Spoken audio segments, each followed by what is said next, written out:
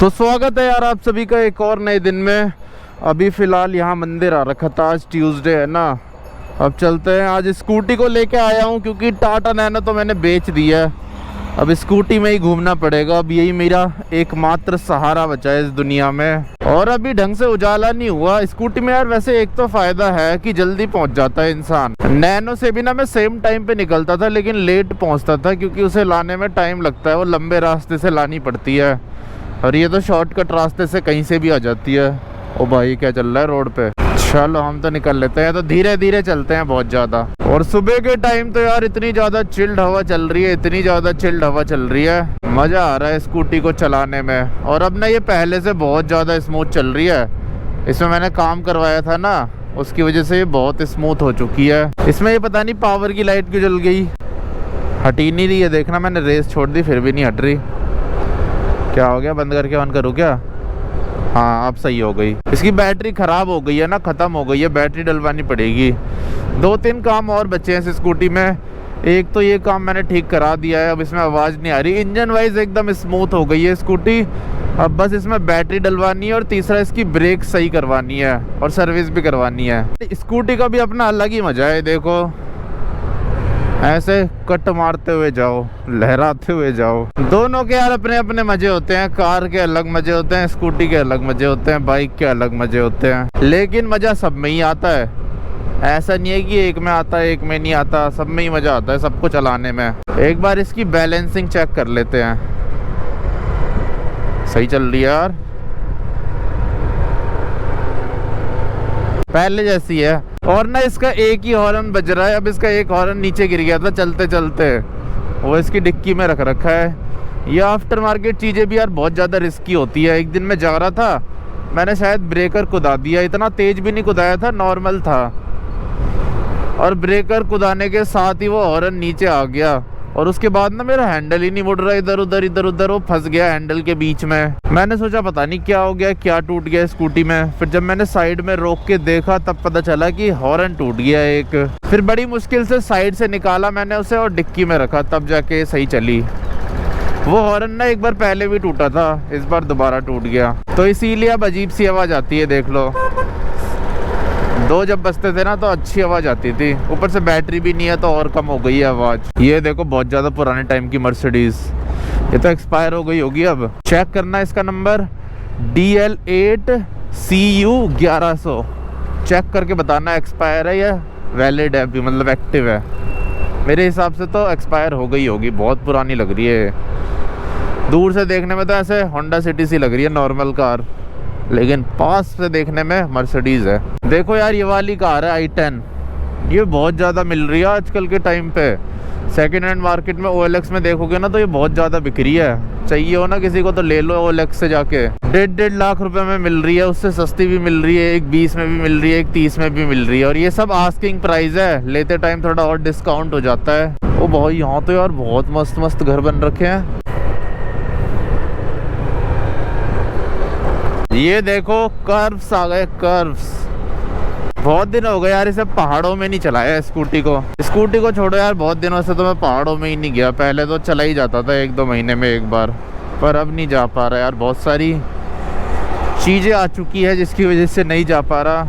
और ऊपर से अब इतना मन भी नहीं करता, पता नहीं क्यों। पहले ज़्यादा मन किया करता था, वरना मन करे तो मैं अभी निकल जाऊँ। मन की बात है सारी।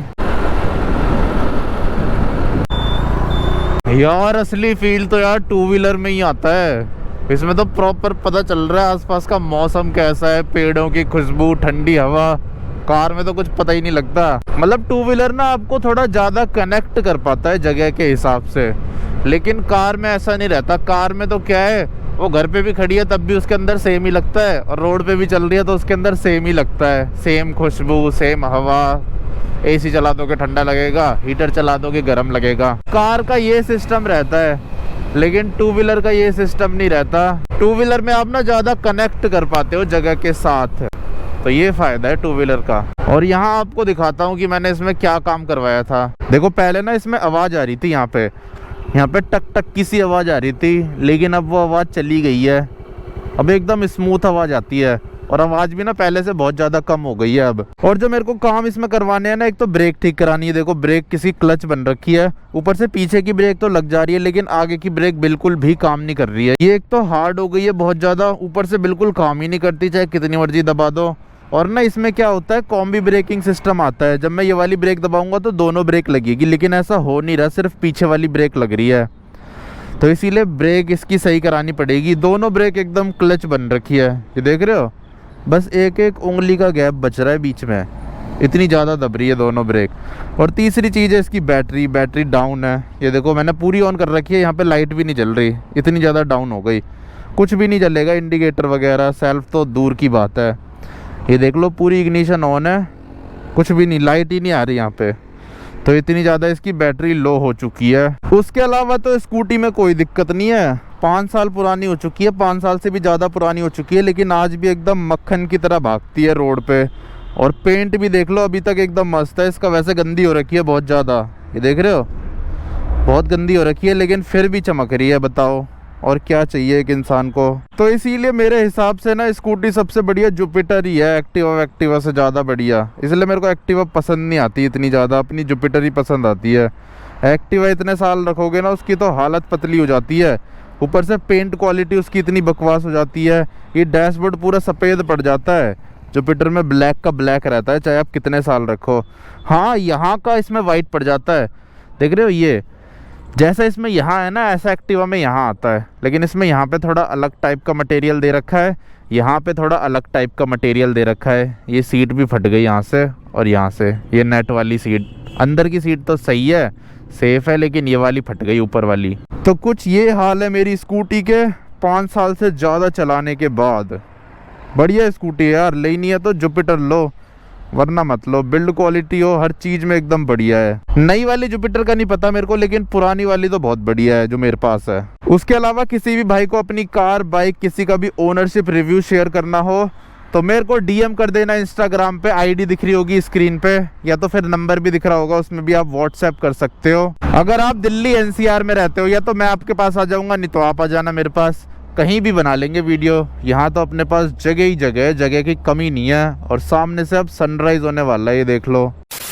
तो फाइनली यार घर पहुंच गया हूँ और ये रही अपनी टाटा नैनो। मैंने इसे बेचा नहीं है, वो तो मैं ऐसी मजाक कर रहा था, पर ये है कि अभी 1 हफ्ते के लिए इसको मैं थोड़ा कम ही चलाऊंगा क्योंकि दिक्कत हो सकती है ना, 1 हफ्ते में ठीक करा दूंगा रेडिएटर वाली दिक्कत। और कल ना मैं ऐसी देख रहा था कि कितने का आता है ये रेडिएटर फैन वगैरह, तो ये तो बहुत ज्यादा सस्ता आता है मार्केट में। 2 का तो नहीं आएगा लेकिन 3 का आराम से मिल जाएगा, तो ज्यादा महंगी चीज नहीं है रेडिएटर फैन, बहुत ज्यादा सस्ती चीज है। उसके अलावा एक सेंसर इसमें खराब हो सकता है जो टेम्परेचर सेंसर होता है, तो वो भी इतना ज्यादा महंगा नहीं आता, तो ऐसी कोई दिक्कत की बात है नहीं, ठीक हो जाएगी आराम से सस्ते में ही। और एक भाई का ना यार कमेंट भी आया था, वो भी बोल रहे थे कि ये बहुत ज्यादा कॉमन प्रॉब्लम है, सारी गाड़ियों में आई जाती है लगभग, तो ऐसा नहीं है कि नैनो है तो तभी इसमें प्रॉब्लम आ रही है, ये प्रॉब्लम और गाड़ियों में भी आती है रेडिएटर से रिलेटेड। अब वही अगर मैं आपको दिखाऊं, ये गाड़ी चल भी ज्यादा चुकी है, मेरे ख्याल से 65,000 के आसपास चल गई है।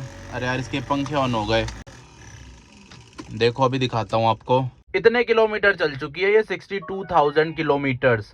तो इसकी वजह से अब वियर टीयर तो होता ही है जब गाड़ी इतने किलोमीटर चल रही है। तो ये देखो bootmo.com खोल लिया है, टाटा नैनो रेडिएटर फैन, तो देखो इतने पैसों के आ रहे हैं, वो भी OEM है, ये ओरिजिनल टाटा के। ये क्या है, फैन मोटर श्राउड, ये श्राउड है 2300 रुपये का।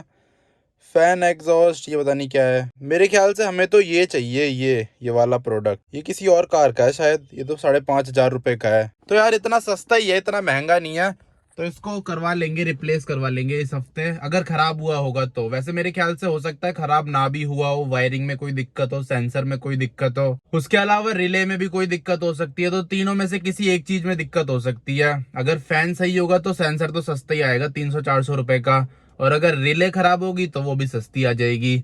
बस अगर फैन खराब होगा तो फैन थोड़ा सा महंगा आएगा, 2-2,500 रुपए का, लेकिन वो भी इतना महंगा नहीं है। और यार अपनी ना नैनो की वजह से अपने 18,000 सब्सक्राइबर्स कंप्लीट हो चुके हैं, तो आप सभी का बहुत बहुत धन्यवाद। वैसे 18,000 से ज्यादा ही हो चुके हैं, मैं बताना भूल गया, मेरे ख्याल से 18,200 कुछ हो गए अब। तो ऐसी वीडियोस बनाते रहेंगे और धीरे धीरे करके आगे बढ़ते रहेंगे।